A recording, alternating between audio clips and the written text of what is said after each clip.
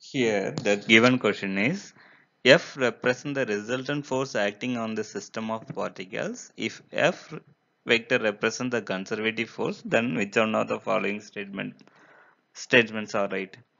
To do this statement, first we need to understand what is a conservative force, what it will do, what are the properties of the conservative force. That is the thing we are going to discuss now. After we can see which one is the right answer. Here in this question it is given F is an conservative force.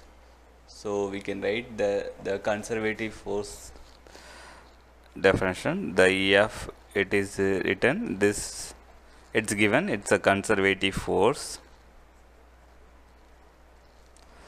So what do you mean by the conservative force? So the work done by this force that would be equal to, it's a finite. Suppose if it is a closed path, then the work done is 0. Suppose if you are taking example for the conservative force is a gravitational force. Suppose one object is at a height from the ground h. So this is the ground.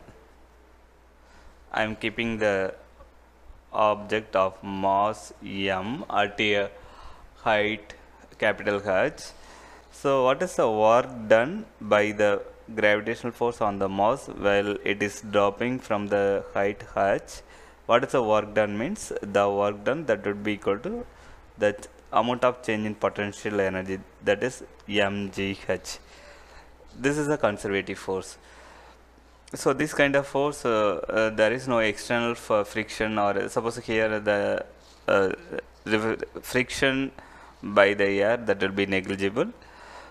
Hence the work done is directly equal to changing the potential energy, that would be equal to mgh. The force time, this is a work done, that would be equal to, in general, for the definition, force time displacement. Here if I look at the force due to the gravity, F equal to mg time the distance is h, that is a force time displacement is work done. Here we can call this force is conservative force. It has to satisfy the three conditions.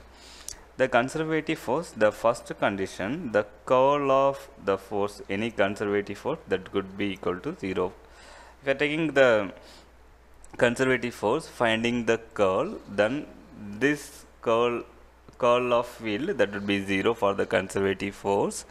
Once if the curl of the field is 0, then we can prove work done in the any closed path, that would be equal to 0. It would be simple, because if you are using the Gauss, I think Stokes theorem, the integral f dot dr, that can be written as integral over curl of f times dE. So curl of f already we told it's a 0 for conservative force. Then if you are putting 0, then this integral goes to 0. That means integral over f dot dr, that will be equal to integral over del cross f dot dA, that is Stokes theorem. So curl of f is 0 from the first condition, then this will be 0.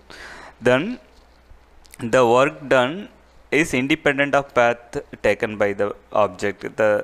So work done is depend on the initial and the final position, not it is the work done or W.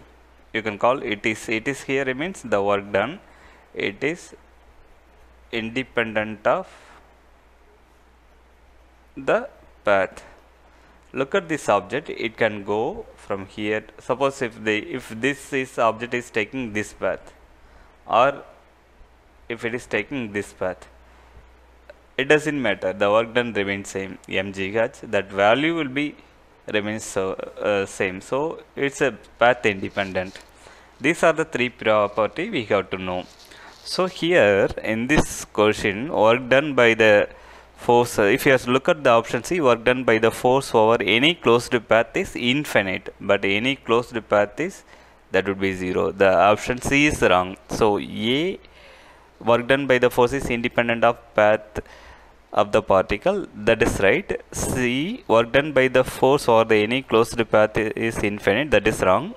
B, curl of F is equal to 0.